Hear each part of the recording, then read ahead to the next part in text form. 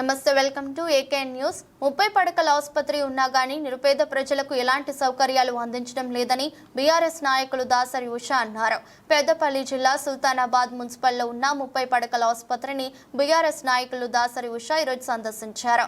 దాసరి ఉష మీడియాతో మాట్లాడుతూ సుల్తానాబాద్ మున్సిపల్లో ఉన్న 30 పడకల ఆసుపత్రిలో నిరుపేద ప్రజలకు ఎలాంటి సౌకర్యాలు అందించడం లేదని, ఆసుపత్రికి వస్తున్న నిరుపేద ప్రజలకు ఎలాంటి చికిత్స అందించడం లేదని, ప్రభుత్వ ఆసుపత్రికి వచ్చే నిరుపేద ప్రజలను మందులు లేవు, ఇంజెక్షన్లు లేవు అంటూ కరీంనగర్ పెద్దపల్లికి పంపిస్తున్నారు. అలాగే మందులు ఇంజెక్షన్లు లేక బయట నుండి తెచ్చుకోమని అంటున్నారు. అంతకుముందు ప్రభుత్వం ఉన్న, ఇప్పుడు కొత్తగా ఏర్పడిన కాంగ్రెస్ ప్రభుత్వం ఉన్న ఆసుపత్రుల యందు కనీస సౌకర్యాలు లేక పేద ప్రజలందరూ ఇబ్బందులు పడుతున్నారు.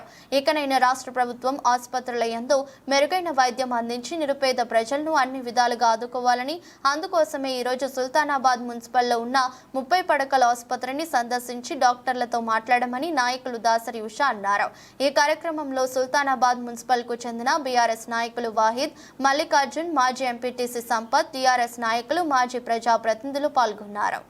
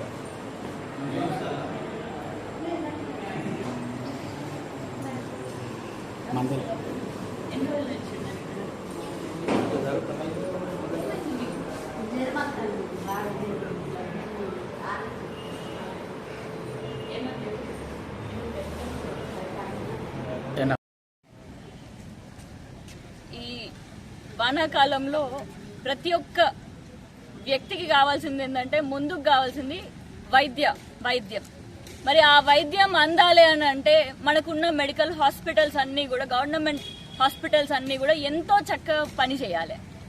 కానీ నిన్న రాత్రి ఏమైందంటే, మార్కెట్ నుంచి వెళ్తుండగా ఒక కూరలు అమ్ముకునే అమ్మకి దెబ్బ తాకి, బైక్ తాకి మరి ఈ సుల్తానాబాద్ పట్టణంలో ఉన్న హాస్పిటల్కి రావడం జరిగింది.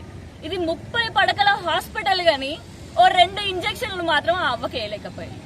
మళ్ళా ఈడ నుంచి మళ్ళా గదే కరీంనగర్ హాస్పిటల్కి తీసుకుపోవాల్సి వచ్చింది. 30 పడకల హాస్పిటల్ ఉన్నా కూడా ఇంకా కూడా మళ్ళా కరీంనగర్ అంటే ఇంకా ఇదేందుకు, ఇది మూసుకున్నాం కదా ఈ హాస్పిటల్. మరి ఈ ప్రభుత్వానికి, అసలు పోయిన ప్రభుత్వానికి ఈ ప్రభుత్వానికి ఇంకా వైద్యం బాగా అందాలి అని చెప్పి, మెడికల్ ఫెసిలిటీస్ బాగా అందాలని చెప్పి బడ్జెట్ లో పెంచాలే గాని, ఇప్పుడున్న ప్రభుత్వం పోతే ఏమైతుంది అని చెప్పి నిర్లక్ష్య ధోరణిగా పైసలు, ఇక్కడ ఉండేటోళ్ళందరూ కూడా పేదలు, వచ్చేటోళ్ళందరూ కూడా పేదలు. మరి ఈ పేదల దగ్గర నుంచి ఎట్లా పైసలు రాబట్టుకోవాలని అంటే మళ్ళీ అదే ప్రైవేట్ దవాఖానలు. మరి ఆ ప్రైవేట్ దవాఖానలు ఎట్లా పోవాలని అంటే ఈ గవర్నమెంట్ హాస్పిటల్ బాగుండదు. అందుకే ఇప్పుడు కుట్ర పూరితంగా ఇప్పుడు ఉండే అధికారులు, ఇప్పుడు ఉండేటటువంటి అధికార పార్టీ కాంగ్రెస్ పార్టీ 910 కోట్ల రూపాయలని బడ్జెట్ లో తక్కువ చేసింది పోయిన సంవత్సరానికి, ఈ సంవత్సరానికి వచ్చుకుంటే. మరి ఇక్కడ మెడికల్ ఫెసిలిటీస్ అన్ని ఆర్ఫార్ ఉన్నాయా? లేవు. ఇక్కడ అసలు కనీసం మందుల దగ్గర నుంచి, ఇంజెక్షన్ల దగ్గర నుంచి మొదలు పెడితే కేసీఆర్ కిట్ దాకా ఏ ఒక్కటి కూడా చక్కగా అందుతలేవు. మరి మందులు ఇక్కడ రాసినవన్నీ కూడా కొన్ని దొరకకపోతే వీళ్ళే బయట నుంచి తీసుకొని అవన్నీ కూడా ఖచ్చితంగా మన ప్రజలకి అందే విధంగా చేయాలి.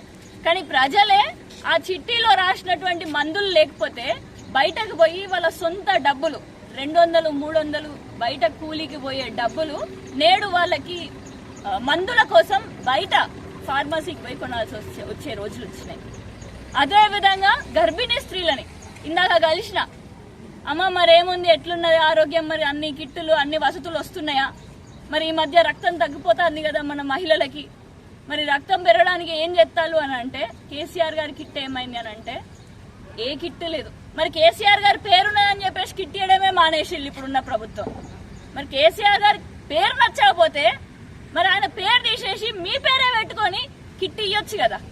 మీరు ఇచ్చే కిట్ కేసీఆర్ కుటుంబానికో లేకపోతే బీఆర్ఎస్ కుటుంబానికో కాదు, మీరు ఇచ్చేటటువంటి కిట్ పేద గర్భిణీ స్త్రీలకు పోతుంది.